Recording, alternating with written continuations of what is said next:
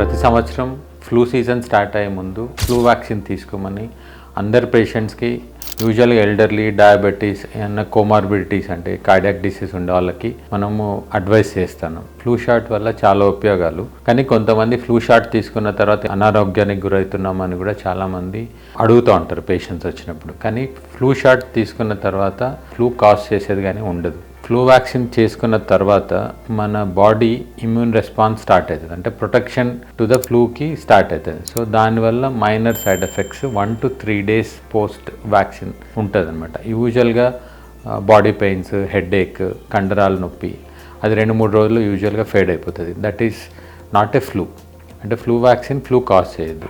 మన flu vaccine తీసుకున్న తర్వాత ఇమ్యూన్ సిస్టమ్ ప్రొటెక్షన్ కాజ్ చేయడానికి మన ఇమ్యూన్ సిస్టమ్ పనిచేస్తుంది. దీంట్లో భాగంగా మన బాడీ కొంచెం అనారోగ్యం గురైనట్లు అనిపిస్తుంది. కానీ కొన్ని సైడ్ ఎఫెక్ట్స్ చూస్తాంట, కొంతమందికి ర్యాషెస్ రావడము, వ్యాక్సిన్ వేసుకున్న చోట నొప్పి రావడము, అవన్నీ కూడా common side effects. Everything will be 2 to 3 daysలో అన్నీ తగ్గిపోతాయి. బట్ ఈ వ్యాక్సిన్ వల్ల మనం వేసుకున్న vaccine inactivated virus and single viral protein, దీంతో ఫ్లూ వచ్చే ఛాన్సే లేదనమాట. కాబట్టి అందరూ కూడా సేఫ్గా వ్యాక్సిన్ వేసుకోవచ్చు.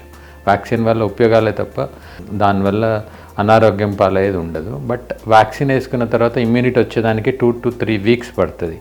సో అడ్వైజ్ ఏమంటే ఆల్వేస్ ఫ్లూ సీజన్ స్టార్ట్ అయ్యే ముందు అట్లీస్ట్ 2 to 3 weeks ముందు వేసుకుంటే బై దట్ టైం సీజన్ వచ్చే టైంకి మనకి ఇమ్యూనిటీ వస్తుంది. అండ్ ఫ్లూ వ్యాక్సిన్ డెఫినెట్గా సివియారిటీ ఆఫ్ ద డిసీజ్ బాగా తగ్గించేస్తుంది. రాకుండా చేయకపోవచ్చు కానీ బట్ సివియారిటీ అంటే హాస్పిటలైజేషన్స్, న్యూమోనియా రావడము, బ్రెత్లెస్నెస్ రావడము, రెస్పిరేటరీ ఫెయిల్యూర్ రావడం నుంచి మాత్రం డెఫినెట్గా ఫ్లూ వ్యాక్సిన్ కాపాడుతుంది.